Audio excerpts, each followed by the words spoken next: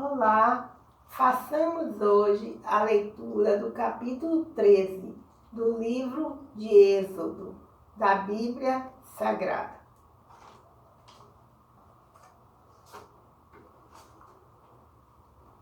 Antes de ler o capítulo 13, vejamos o que nessa Bíblia, a Bíblia da Mulher, segundo o coração de Deus, com devocionais de Elizabeth George, né?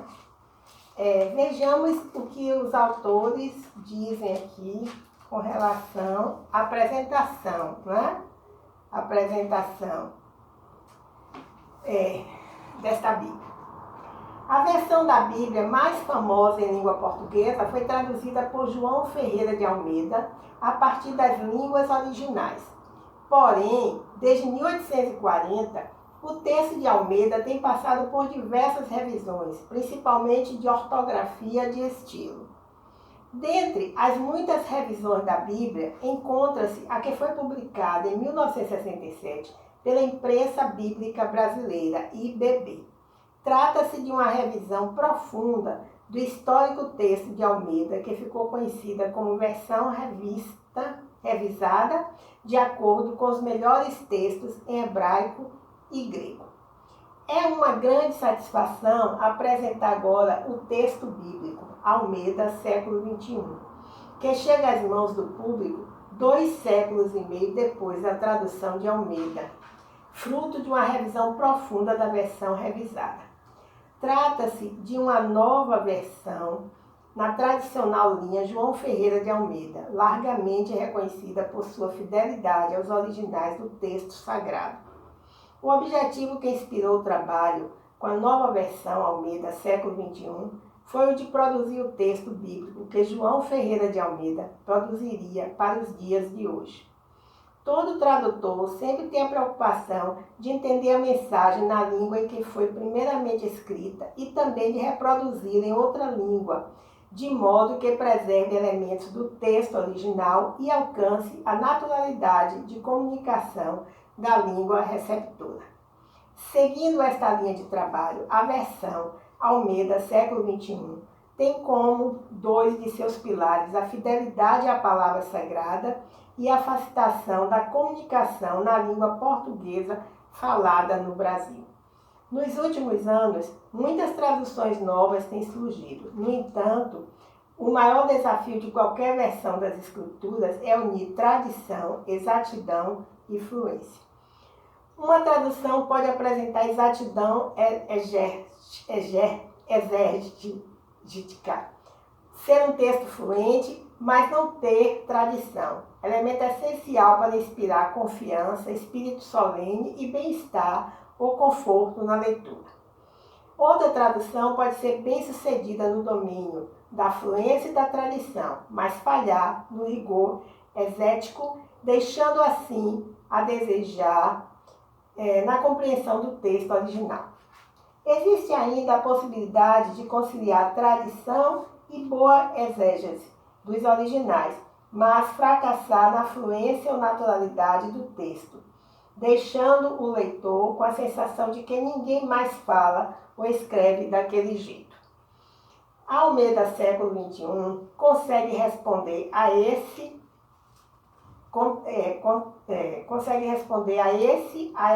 desafio com maestria, unindo tradição, exatidão e fluência. Essa nova versão procura preencher as lacunas das versões tradicionais, conciliando as questões de exatidão egéstica e fluência. Embora a maioria dessas versões tenha como ponto forte a beleza de estilo e o profundo respeito ao sagrado, sua dificuldade está em unir a essas características os aspectos essenciais de exatidão, exética e fluência. Com isso em vista, o trabalho desenvolvido com a versão Almeida, século XXI, teve como proposta uma revisão egética completa com base na literatura erudita atualizada. A reorganização do texto bíblico a partir da síntese natural da língua portuguesa, evitando orações sintaticamente invertidas e conferindo maior fluência ao texto. E a preservação do perfil tradicional do vocabulário e da linguagem, conservando assim pronomes como tu e vós, enfim, buscando manter o aspecto solene da versão. Também foram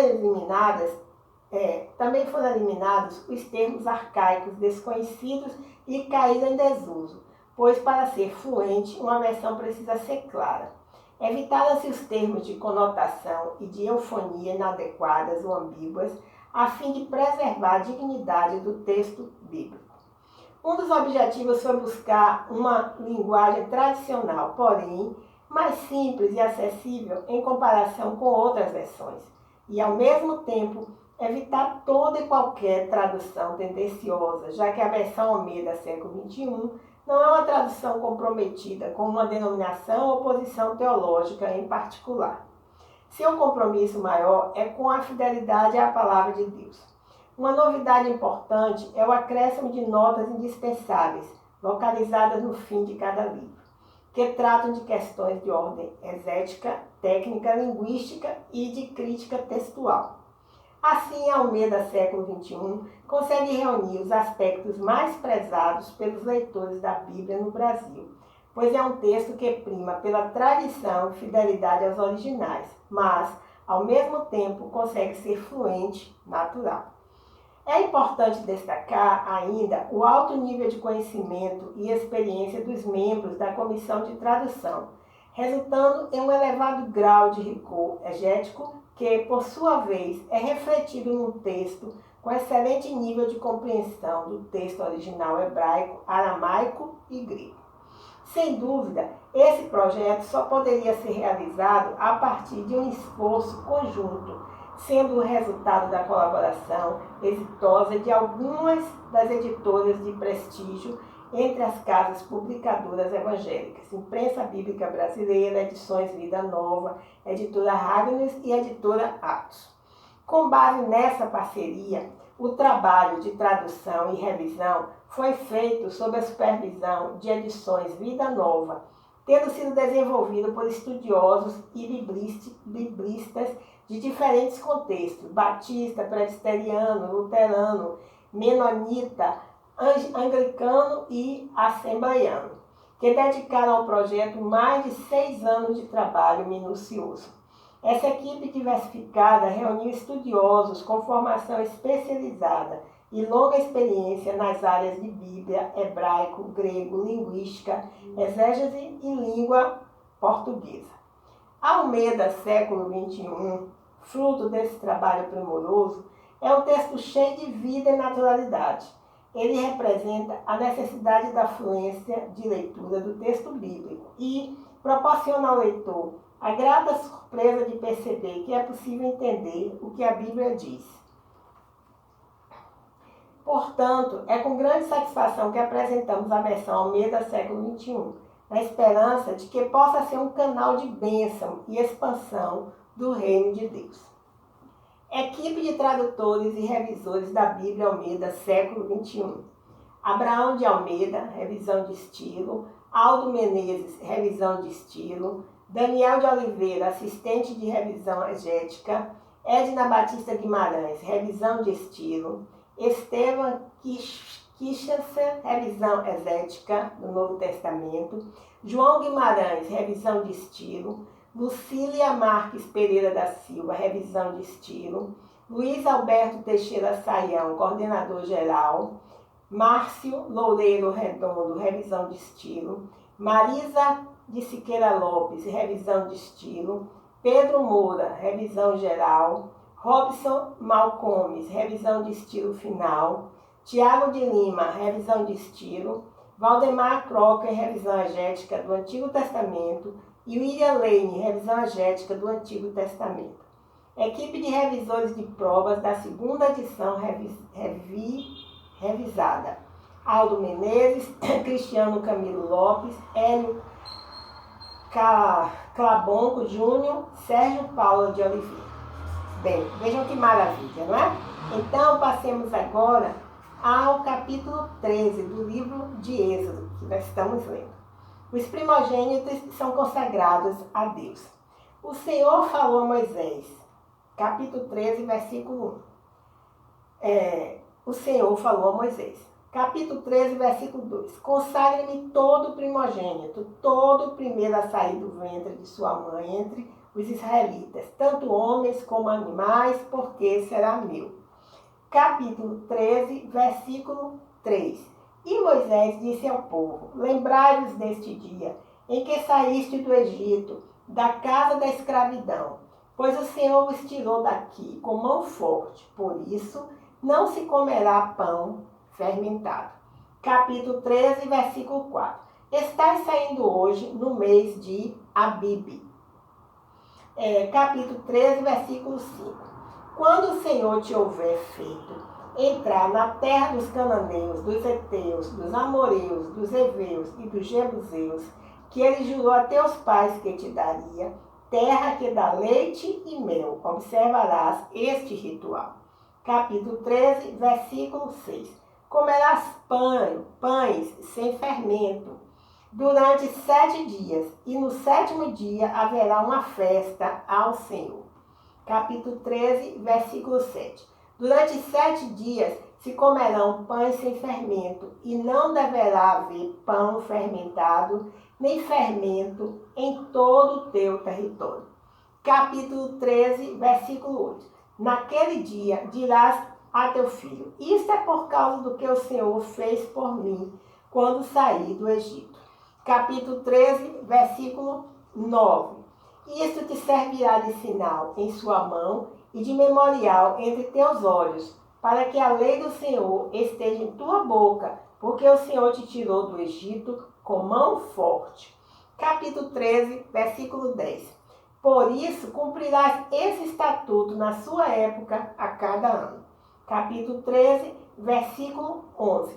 Também o Senhor te houver feito entrar, também quando o Senhor te houver feito entrar na terra dos cananeus e já tiver dado a ti, conforme jurou a ti e a teus pais, capítulo 13, versículo 12. Separarás para o Senhor todo o primeiro a sair do ventre de sua mãe, incluindo todo o primogênito dos teus animais. Os machos serão do Senhor. Capítulo 13, versículo 13. Mas resgatarás com um cordeiro todo o primogênito de jumenta. Se não quiseres resgatar, quebra-lhe o pescoço. Resgatarás também todo o primogênito entre teus filhos. Capítulo 13, versículo 14. E no futuro, quando teu filho te perguntar, o que significa isso? Responderás, o Senhor nos tirou do Egito, da casa da escravidão, com mão forte. Capítulo 13, versículo 15. E aconteceu que, insistindo o faraó